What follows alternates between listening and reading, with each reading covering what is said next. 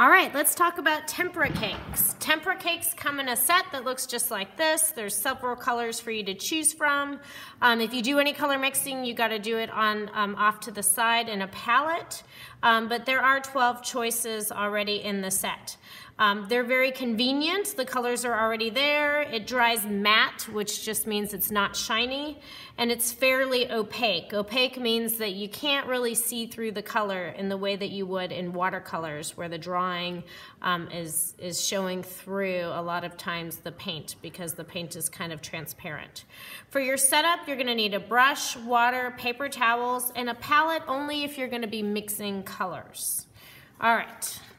So let's look at this. I have my drawing here for tempera cakes, just some nice shapes, kind of an abstract drawing. I have my water and my brush. And when you are using the tempera cakes, and this is what they look like, they don't really look great right now. I'm run out of a lot of white. If you need white, I do have some separate little white containers that I can give you in the future. But for today, this is just fine.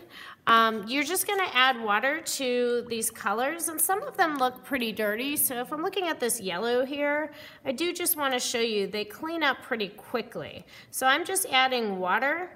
And the surface of the paint can look kind of messy, but right underneath it's nice and clean. So if you just add a little water to clean the spot that you want to use, that works pretty nicely. Now you add water to these paints, you stir them around, try to keep your brush nice and pointy as you're stirring it, don't ruin the brush.